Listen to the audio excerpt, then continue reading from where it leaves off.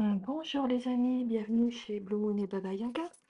J'ai le plaisir de vous retrouver aujourd'hui pour vous proposer une lecture à 3 choix qui ne va pas être très très longue, mais où j'avais envie quand même de prendre le temps de regarder un espace dans lequel nous ne sommes pas libres. C'est une thématique qui s'est imposée à moi il y a quelques jours, euh, et puis j'ai laissé passer le temps, et puis hier en allant marcher, je suis tombée sur cette magnifique plume qui est clairement une plume de grand rapace. Il y en a quelques-uns au-dessus de chez moi. Et dès l'instant où j'ai touché la plume, j'ai ressenti comme un mouvement de battement d'ailes, de grands espaces, de liberté. Et ça m'a rappelé la promesse que je m'étais faite de vous faire un petit 3 choix sur le thème la liberté dans le sens quel est l'espace dans notre vie où nous ne sommes pas tout à fait libres. Voilà, c'est ça que j'ai eu envie d'explorer aujourd'hui. Alors, je vais vous présenter les 3 cartes. Choix numéro 1, le voici. Comme toujours, vous trouverez le timing en dessous dans la description.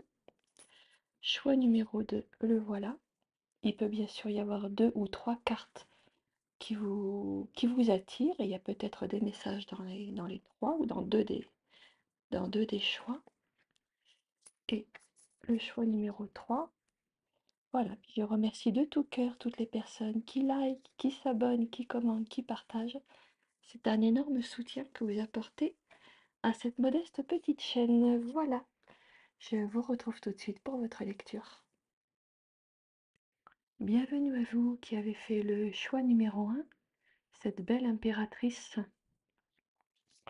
Alors, on va aller regarder ce que ça nous dit. J'ai déjà tiré vos cartes et j'en ai déjà pris un petit peu connaissance. Alors, où est-ce que vous n'êtes pas libre? On a le page d'épée qui nous parle d'une parole qui est entravée. Je pense qu'il y a quelque chose que vous n'osez pas exprimer, que vous avez du mal à dire, peut-être par peur de blesser, par peur que l'on vous dise que vous êtes une personne qui manque de tact, euh, peut-être par peur d'y perdre quelque chose aussi, peur de perdre une bonne relation, un bénéfice, une tranquillité dans une relation avec une personne ou un groupe de personnes. En tout cas, ce qui est clair, c'est que là, pour vous, choix numéro 1, il y a une liberté de parole qui est entravée. Qu'est-ce que ça vous fait faire? 2 de denier. Ça vous fait hésiter. Ça vous fait rester un petit peu en dehors du jeu, en dehors d'une décision. On me montre des gens qui essayent de ménager la chèvre et le chou, qui essayent de rester en bon terme avec l'un, sans se fâcher avec l'autre, même si l'un et l'autre ne sont pas d'accord entre eux. Quelquefois, c'est des situations assez difficiles où on a l'impression que si on est l'ami de l'un, on va forcément être l'ennemi de l'autre. Et je vous vois essayer de trouver je dirais, en train de louvoyer entre deux pôles, deux relations, peut-être 2 personnes ou deux choix, de philosophie, de mode de vie, de groupes de personnes, de familles de valeurs aussi, en essayant de ne blesser ni les uns ni les autres et de ne générer aucun conflit dans une situation qui est potentiellement, pas forcément explosive, mais potentiellement conflictuelle. Je vois déjà en train de louvoyer dans une situation potentiellement conflictuelle. Qu'est-ce que vous êtes en train d'apprendre avec tout ça? On a l'as de bâton. Vous êtes quand même en train d'apprendre à vous recentrer sur vous-même, à prendre la responsabilité de ce que vous avez à faire, de ce que vous avez à dire, de ce que vous avez à être, sans accorder une importance excessive à l'opinion d'autrui. Parce que ce que vous êtes fondamentalement n'est pas ou ne devrait pas être défini par l'opinion des autres sur vous-même. Et c'est toujours très difficile d'apprendre à trouver la juste place, la juste mesure entre ce qui dépend de nous et ce qui ne dépend pas de nous. Entre l'espace dans lequel on peut s'autoriser la liberté d'être soi, et puis un espace plus extérieur où on doit respecter les sensibilités des autres. Je dirais, vous êtes en train d'apprendre à trouver où placer de la manière la plus juste possible le curseur entre votre expression juste et le respect d'autrui. Quel est le conseil là? Qu'est-ce qu'on a après en dernière carte? On a la tour. De toute façon, il y a quelque chose qui va devoir être dit. Il y a quelque chose qui va devoir être libéré. Il y a une parole qui va devoir trancher.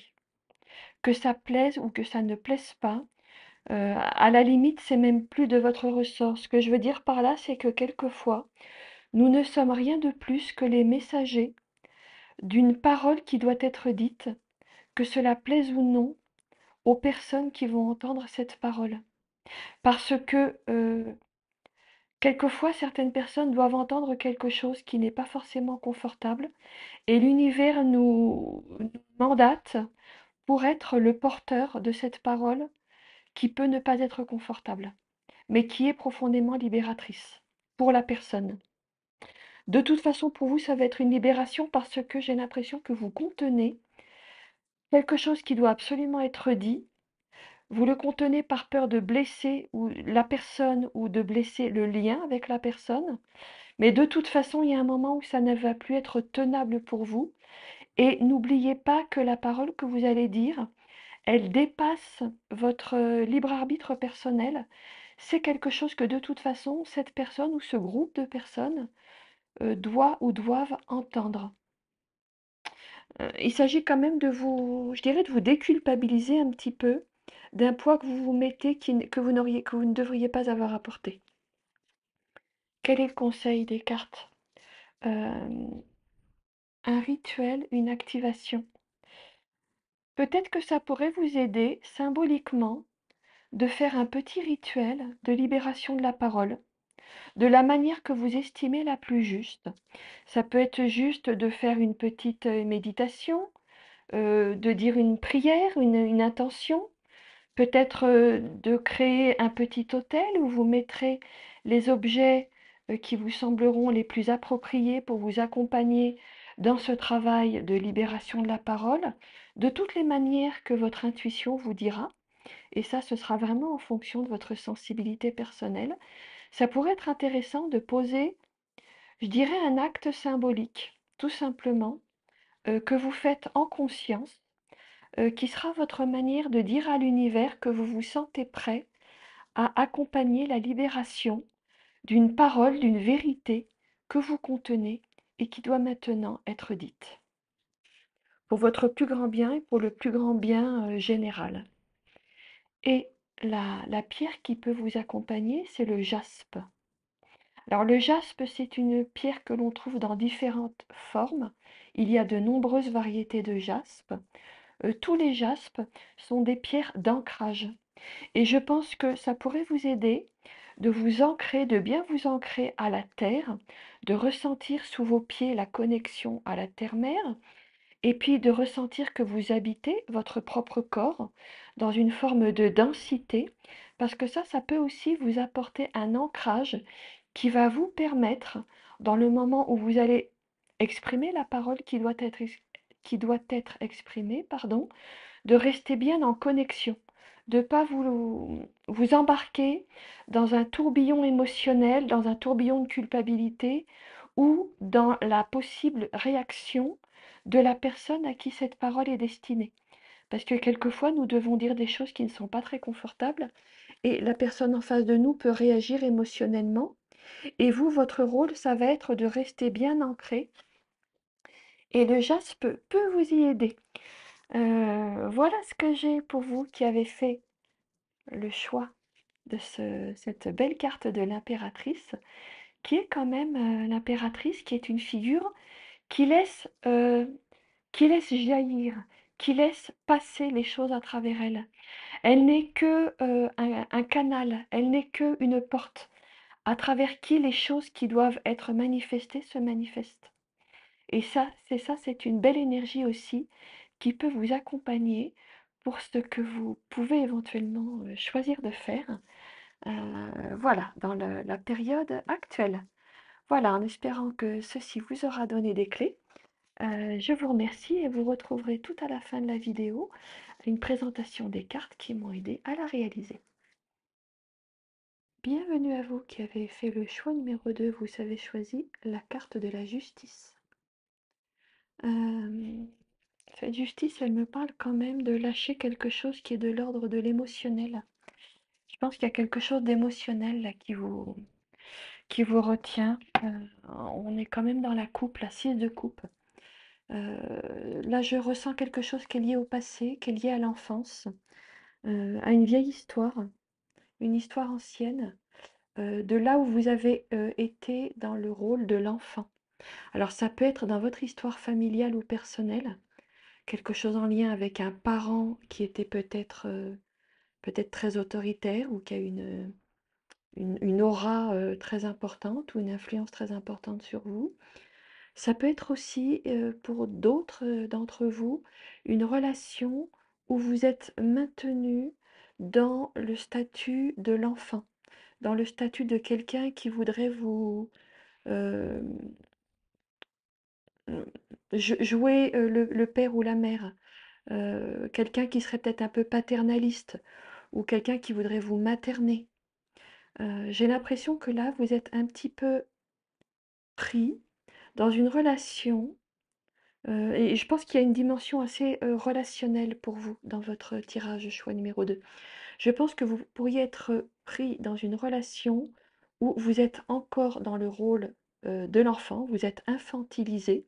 Ça peut être une relation qui est, en cours actuellement ou ça peut être une très vieille histoire dont vous n'êtes pas encore totalement libéré et qui se réactive au moment où vous verrez cette vidéo. Alors ça ne prend pas forcément une forme violente, ça peut être exprimé de manière très douce et très bienveillante par là où les personnes qui tentent de vous materner ou qui ont une attitude paternaliste par rapport à vous, ça peut être présenté de manière protectrice, bienveillante, pleine de bonnes intentions. Il n'empêche que c'est quand même limitant pour vous et que vous le ressentez comme une restriction et un espace de votre vie où en réalité vous n'êtes pas libre. Qu'est-ce que ça vous fait faire? On a le chariot, mais là, dans ce jeu, c'est un chariot particulièrement grimaçant et grinçant. Moi, ce que ça me dit ici, c'est que ce que ça vous fait faire, c'est que vous ne prenez pas le volant. Vous ne prenez pas la maîtrise de votre vie. Cela vous empêche d'assumer totalement votre maîtrise intérieure. Vous y avez probablement travaillé. C'est peut-être déjà de la vieille histoire, ce que je suis en train de vous dire.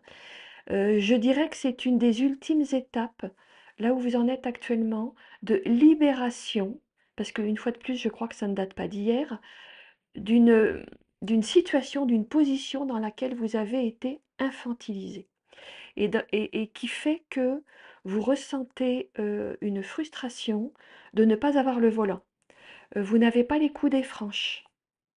Vous n'avez pas la capacité de prendre des décisions en étant pleinement en accord avec vous-même, avec vos choix, parce qu'il y a une perturbation énergétique, une autorité, soit qui se manifeste de manière très réelle dans votre vie actuelle, soit qui est plutôt un écho du passé, mais il y a une autorité qui continue de prendre la place dans vos auras, dans vos champs énergétiques, et qui est une entrave pour vous parce que ça prend la forme de, pour vous, de ne pas arriver à vous sentir pleinement adulte, pleinement en maîtrise de votre espace et de votre vie.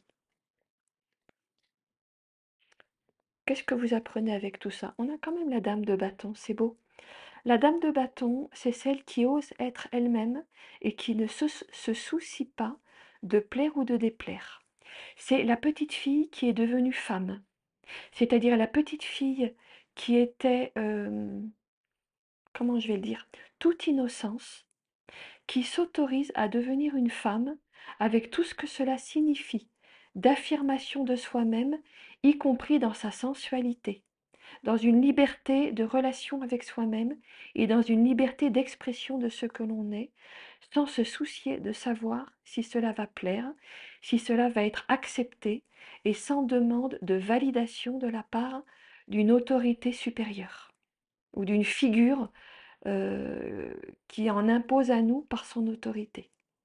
Il s'agit quand même d'apprendre à développer votre plexus solaire. Il y a tout un travail à faire sur le plexus solaire, d'affirmation de vous-même sans crainte de déplaire ou de choquer.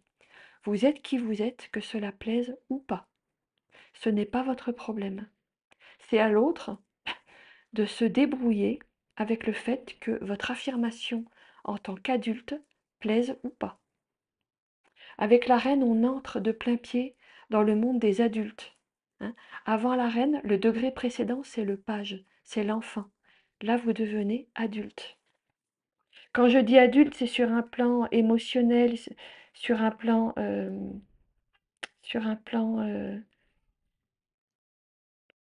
symbolique. Bien sûr, j'entends bien que vous êtes déjà des adultes.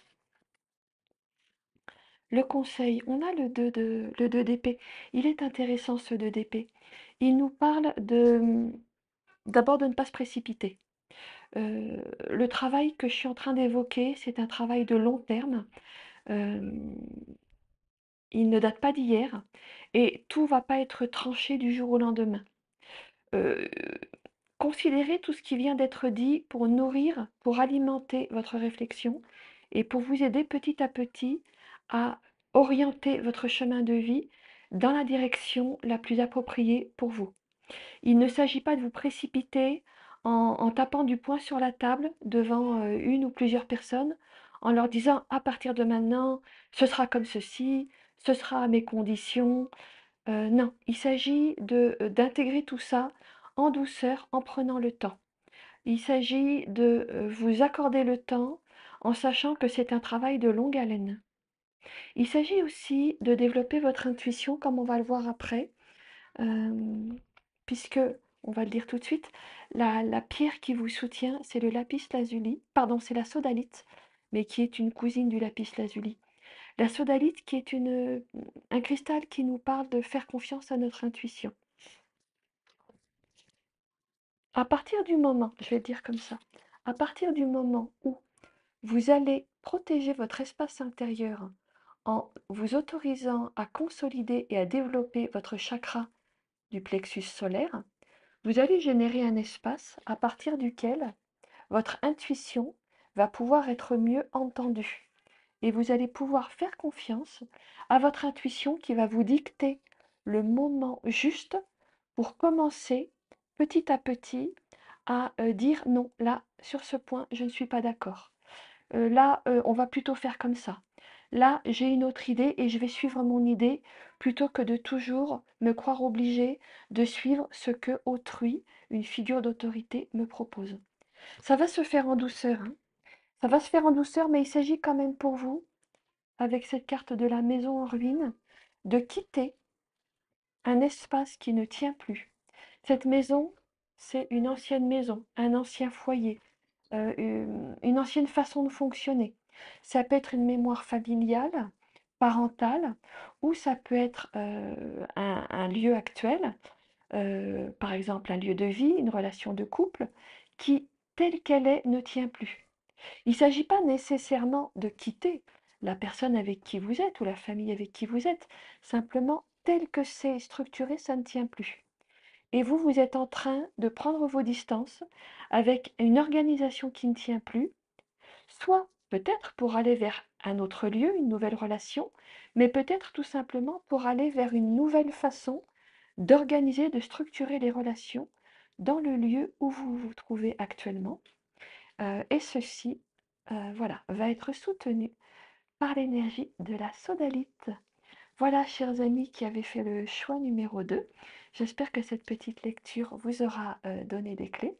Et puis tout en fin de vidéo, vous trouverez une présentation des jeux qui m'ont servi à réaliser votre lecture. Choix numéro 3, vous avez choisi la carte de l'étoile. Alors, qu'est-ce que j'ai pour vous, chers amis? Où est-ce que vous n'êtes pas libre? On a la carte de la mort. Au vu de votre jeu, chers amis du choix numéro 3, moi ce que je ressens c'est quelque chose par rapport à quelque chose que vous n'arrivez pas à lâcher, un événement du passé. Ça peut être lié à une personne en particulier ou à une situation en général. Il y a quelque chose que vous ne lâchez pas, il y a quelque chose que vous refusez de laisser partir. Moi, je ressens quelque chose qui est de l'ordre d'une rancune. Il y a une rancune, il y a un pardon que vous n'arrivez pas à poser. Il y a quelque chose qui s'est durci dans votre vie, dans votre cœur et du coup dans votre espace, qui fait que il y a quelque chose qui s'est cristallisé, qui bloque et qui peut, par répercussion, bloquer d'autres domaines de votre vie. J'ai l'impression que tant que vous n'aurez pas remis du mouvement dans votre vie en, en, en acceptant de pardonner quelque chose, vous allez rester bloqué. Il y a quelque chose qui risque de rester stérile. J'ai l'impression que vous êtes en train de faire arriver quelque chose. Ce quelque chose reste stérile. Et c'est stérile parce qu'il y a un pardon qui n'a pas été posé. Et ça peut être dans des domaines très différents de votre vie. Par exemple, vous êtes en train d'essayer de faire un nouveau projet, de trouver une nouvelle maison, de faire une réorientation professionnelle ou d'apprendre quelque chose de nouveau, ou de vous intéresser à des nouveaux domaines et vous avez l'impression que ça bloque. Pardon. Moi, l'impression que j'ai, c'est parce qu'il y a, décidément, excusez-moi, j'ai un chat dans la gorge. J'ai l'impression que il y a un domaine de votre vie qui bloque parce qu'il y a un autre domaine dans lequel un pardon n'a pas été posé de votre part et du coup ça crée une cristallisation, une immobilisation. Ce qui se passe, c'est que vous êtes en train de vous accrocher à quelque chose, vous êtes en train de vous accrocher, comment dire, peut-être vous accrocher à une image de vous, à quelque chose dont vous vous dites ça, je ne peux pas le laisser passer, ça, je ne peux pas le tolérer, ça, je ne peux pas le pardonner, je ne peux pas l'accepter. Euh, c'est, c'est un peu une façon pour vous de vous, de vous imaginer que tant que vous ne pardonnerez pas, vous aurez gardé le contrôle. C'est ça que, dont vous avez l'impression que ça va vous aider à garder votre dignité. En mode, tant que je ne pardonne pas, je garde ma dignité, et si je pardonnais, je perdrais ma dignité. Il y a quelque chose de cet ordre-là. Le problème, c'est que vous vous accrochez à quelque chose qui ne vous sert plus. Vous maintenez dans des énergies qui vous bloquent. Vous vous maintenez dans quelque chose de l'ordre d'un orgueil, même si j'entends tout à fait qu'il y a une souffrance et que vous, ne, vous pourriez avoir du mal à entendre que c'est de l'orgueil, mais à un certain niveau, il y a de l'orgueil qui dit je ne m'abaisserai pas, je ne plierai pas. Et quelle que soit la satisfaction éventuelle qu'une autre personne pourrait avoir à ce que vous pardonniez, c'est surtout d'abord et avant tout à vous-même que vous faites du mal. À la limite, l'autre, on s'en fiche. Le problème, c'est qu'actuellement, c'est à vous que ça fait du mal. Qu'est-ce que vous êtes en train d'apprendre, roi de coupe? Vous avez vraiment besoin d'apprendre à pardonner. Moi, j'ai l'impression que cette histoire, elle vous a été donnée à vivre, indépendamment de tout le reste, comme un apprentissage du pardon, comme un apprentissage de ne pas juger, ou de ne plus juger, ou d'accepter de tourner la page. Il y a peut-être parmi vous un bon nombre de signes de feu, ou des gens qui ont beaucoup de feu dans leur thème astral. Avec le feu, on a beaucoup d'énergie, beaucoup d'intégrité, une image très élevée de soi-même, un désir de se respecter soi-même, ce qui en soi est tout à fait noble. Simplement, quelquefois, ça prend trop de place et ça nous bloque et ça nous limite. Et il est temps de remettre, pardon, un petit peu d'eau, un petit peu de douceur, un petit peu de fluidité pour débloquer quelque chose qui est bloqué, pour remettre de l'eau, de l'irrigation dans quelque chose qui est desséché. Vous avez besoin de remettre de l'eau. Il y en a peut-être qui n'ont pas pleuré, qui ne se sont pas autorisés à verser des larmes. Il y en a peut-être parmi vous qui ne se sont pas autorisés à reconnaître leur douleur, leur souffrance, leur cœur blessé. Il serait temps pour vous de prendre soin de votre blessure, de votre cœur qui a été blessé, et de vous pardonner d'avoir été blessé, de vous pardonner à vous-même de vous être mis dans la situation où vous avez laissé quelqu'un vous blesser. Ça fait partie de votre chemin de vie, ça fait partie de votre apprentissage. Il n'y a pas d'erreur, il y a un apprentissage. Vous n'avez rien fait de mal. Par contre, maintenant, il est important de vous pardonner à vous-même, de vous être mis dans cette situation. Parce que vers quoi vous allez, si je découpe, il y a quand même une belle réconciliation qui est possible. Un pardon du passé, une réconciliation, un retour de la douceur, un retour de la connexion de cœur à cœur. Vous avez quand même 2 cartes de coupe qui arrivent, hein. Il y a un retour d'une connexion de cœur à cœur. Et j'aime beaucoup parce qu'on a cette rivière-là qui nous remet de la fluidité. Et la carte pardon, d'oracle qui nous parle de votre situation, c'est la voie de la moindre résistance. Et on voit quelqu'un qui se laisse porter par le fleuve. Il est vraiment question pour vous, chers amis du choix numéro 3, de remettre de l'eau, de remettre de la fluidité, de vous laisser à nouveau porter par le mouvement. Et ça se fait par une reconnexion avec l'espace du cœur, avec le pardon. Et vous pouvez vous faire aider en cela par l'énergie de la malachite.